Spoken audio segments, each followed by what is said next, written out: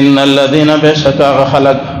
یاکلون اموال الیتاما چې خوري د یتیمانو مال ظلما فظلم باندې انما یاکلون فی بطونهم نارا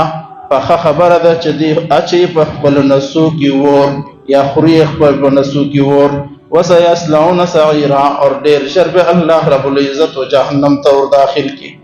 عزیزانو دا د سورۃ النساء آیت نمبر 10 ده. د دې آیت تقریبا خلاصه مجمع کې بیان کړی دی چې د یتیم مال میراث مال هغه ځای کول یا هغه خوړل څومره لوی جرم دی،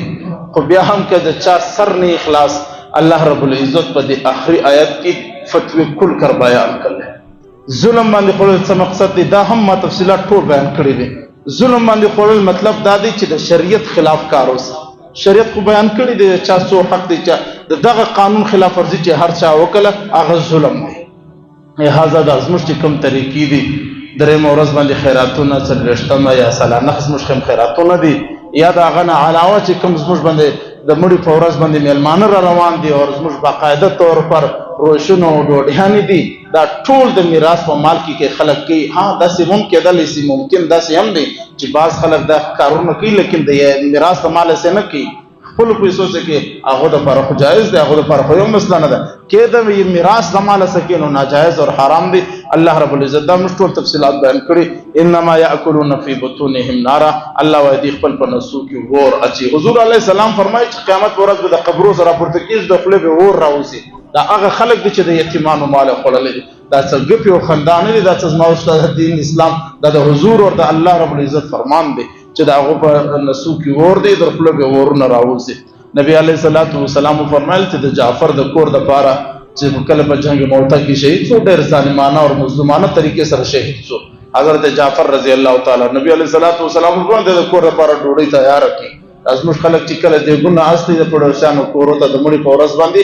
شریعت خلاف نه سنت مطابق دي، حضور علیه السلام پر حکم باندې د عمل دي او دا کې دل پکار دي چې اوس د نوم د پاره نه د الله د رضا د پاره چې دا کار وسی. لہذا چې کله سړی مرسي چې څومره بچاوېدلی سي مشتي خلک په تعالی ورسي په پاتا کې چای دي بسکوټونه دي شلومبې دي او بوتلان دي دا هم چلیږي.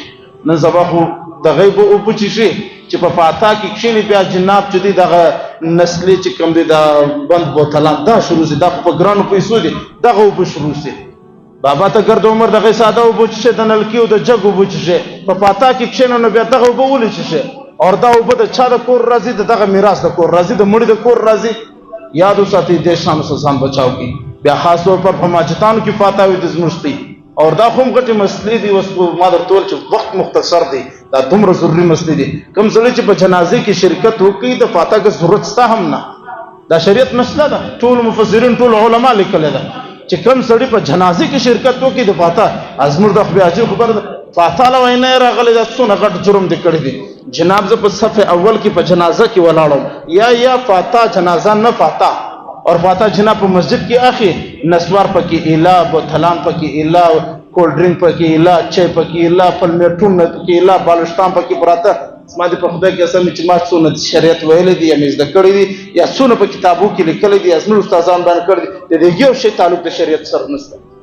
دا موته د بنی اسرائیل کیسې شروع کړې دي هغه باندې روان څومره چې کوشش وشي په فاتحه کې د بند بوتلان اوبه اور دا چای او دا کور ډوډۍ د بریانیانو دا شان دا قطعا مخري. خاص طور پر هغه کسان چې صاحب استطاعت هغه خود به خصه کنه په عام قسم نه پکې ابو بزرګ وګوره وسرت ناس ته هغه مرسو چراغ بند کړ دا خو مخکې د چراغ مالک چې چلے دی اوس خو د وارثانو حق دی لہذا د وارثانو په حق کې مشترک نه لګو. الله رب العزت فرمایي انما یاکلون فی بطونهم نارا څومره غټه فیصله ده چې په نس کې ور اچي ور وسيصلون